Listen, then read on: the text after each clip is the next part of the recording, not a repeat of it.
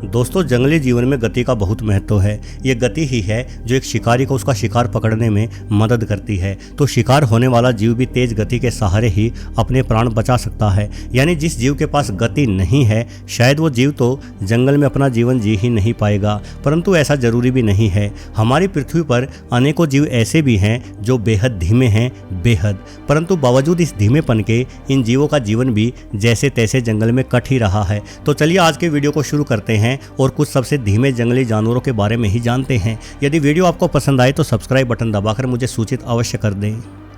Opossum, ये जीव उत्तरी अमेरिका में पाया जाने वाला इकलौता मार्सुपियल जीव है। मार्सुपियल को हिंदी में धानी प्राणी कहते हैं। यदि आप अभी भी नहीं समझे तो मैं आपको बता दूं कि मार्सुपियल असल में वो जीव होते हैं जो अपने शिशुओं को अपने पेट के पास बनी एक थैली में उठाकर चलते हैं। ऑस्ट्रेलिया में पाया जाने वाला कंगारू हमारी पृथ्वी का सबसे बड़ा मार्सुपियल प्राणी है। हालांकि कंगारू तो बहुत तेज भी दौड़ते हैं, परंतु उत्तरी अमेरिका का ये इकलौता मार्सुपियल यानी ओपोसम बिल्कुल भी तेज नहीं होता, बल्कि ओपोसम धीमी गति से लड़खड़ाते हुए चलते हैं। यदि कोई शिकारी इनके पास भी आता है तो भी ये जीव अधिकतम 4 किलोमीटर प्रति घंटे की गति से ही भाग सकता है। यानी ये दौड़कर कभी भी शिकारी से अपनी जान नहीं बचा सकता। इसलिए ओपोसम ने अपनी जान बचाने का एक अनोखा तरीका खोज लिया है। जैसे ही कोई शिकारी इसके करीब आता है तो ये जीव बेहोश होने का अभिनय करता है। अपनी बेहोशी के दौरान ओपोसम एक अजीब और बेहद बुरी गंध भी छोड़ता है। ये गंध इतनी तेज होती है कि कोई भी शिकारी जीव 1 मिनट भी ओपोसम के सामने टिक नहीं पाता। इसके शरीर से निकलती तीखी गंध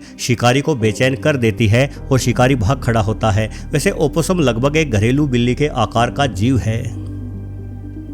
अमेरिकन वुडकॉक, आमतौर पर सभी उड़ने वाले जीव यानी पक्षी काफ़ी तेज होते हैं, परंतु अमेरिकन वुडकॉक संभवतः प्राणी जगत का सबसे धीमा पक्षी है। इसके उड़ने की अधिकतम गति करीब 30 किलोमीटर प्रति घंटा ही होती है और ये उड़ते भी काफ़ी कम ऊंचाई पर है। यानी कोई तेज दौड़ने वाला एथलीट आसानी से दौड़ते हुए किसी अमेरिकन वुडकॉक को पकड़ सकता है। लेकिन उससे भी बड़ी समस्या ये है कि अपने मोटे शरीर और छोटे पंखों के कारण अमेरिकन वुडकॉक बेहद ही कम उड़ान भर पाते हैं। इसलिए ये पक्षी अपना अधिकतर समय भूमि पर पैदल चलते हुए ही बिताते हैं। और जब भी कभी आप किसी अमेरिकन वुडकॉक को पैदल चलते हुए देखोगे तो शायद आपकी हंसी छूट जाए। इस पक्षी को देखकर ये पता ही नहीं चलता कि यह आगे चल रहा है, पीछे चल रहा है या एक ही जगह पर खड़ा होकर उछल रहा है। दरअसल ये पक्षी इस तरह से उछलते हुए बड़ी ही सावधानी से एक एक कदम उठाकर रखता है, मानो ये चल नहीं रहा बल्कि नृत्य कर रहा है। इस अनोखी चाल से चलते हुए अमेरिकन वुडकॉक कुछ फीट की दूरी तय करने में ही घंटे भर का समय लगा देता है।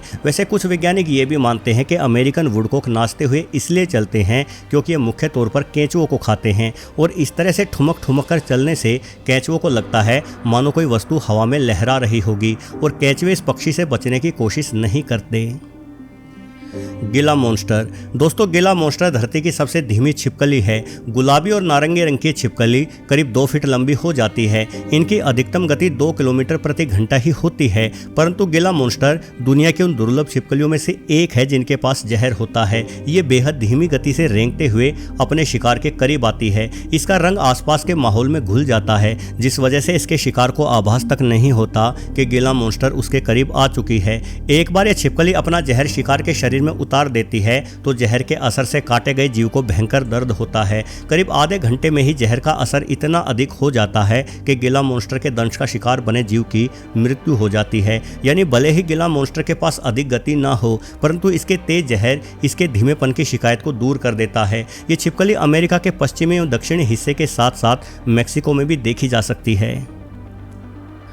स्लो लोरिस, आमतौर पर यह माना जाता है कि स्तनधारी जीवों में जहर नहीं होता, परंतु स्लो लोरिस ने हमारा ये वहम भी दूर कर दिया। इस जीव के पसीने में जहर उत्पन्न होता है। इस जहर को चाटने के बाद यदि स्लो लोरिस किसी जीव को काट ले तो इसके दांतों में लगा जहर काटे गए जीव के शरीर में पहुंचकर उस जीव को मार डालता है। वहीं ये जहर स्लो लोरिस को कोई नुकसान नहीं पहुंचाता। वैसे दक्षिणी पूर्वी एशिया के निवासी इस जीव यानी स्लो लोरिस के नाम से ही पता चल जाता है कि ये जीव बेहद ही धीमा होता होगा। असल में स्लो लोरिस अधिकतम 2 किलोमीटर किलोमीटर प्रति घंटे की रफ्तार से ही दौड़ लगा सकता है। स्लो लोरिस एक रात्रिचर जीव है, यानी दिन को आराम करता है और रात के समय शिकार को निकलता है। इसकी मोटी मोटी और बेहद सुंदर आंखें इसे रात्रि के समय में भी बहुत हद तक साफ देखने में मददगार होती है। ये जीव जहरीले कीटों को खाता है और अपनी इस खुराक के कारण ही स्लो लोरिस खुद भी जहरीला बन गया है। एक पूरी रात में आगे बढ़ता हुआ स्लो लोरिस अधिकतम 5 से 6 किलोमीटर की दूरी ही तय कर पाता है। वैसे स्लो लोरिस दिखने में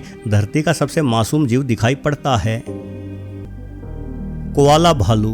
कोआला भालुओं का भालू से कोई संबंध नहीं है। चूंकि ये जीव कुछ हद तक पांडा और भालू जैसा दिखाई देता है, इसलिए इसके नाम में भालू शब्द सम्मिलित कर लिया गया है। परंतु असल में कोआला भालू भी एक मार्सुपियल प्राणी है, यानी इसके पेट के पास भी अपने बच्चे को लेकर चलने के लिए एक थैली होती है। ये जीव ऑस्ट्रेलिया का निवासी है और इस मासूम से जीव की नज़र बड़ी ही कमज़ोर होती है। ये मुख्य तौर पर यूकेलिप्टस यानी सफ़ेदे के पेड़ों पर ही निवास करता है। शायद ही कभी कोआला भालू सफ़ेदे के पेड़ से नीचे उतरता हो। ये इस पेड़ की पत्तियां खाकर ही अपना जीवन जीता है। अमूमन कोआला भालू 5 किलोमीटर प्रति घंटे की धीमी रफ्तार से ही चल पाते हैं। हालांकि अगर चाहे तो ये जीव किसी खरगोश की ही भांति उछलते हुए भी दौड़ सकते हैं।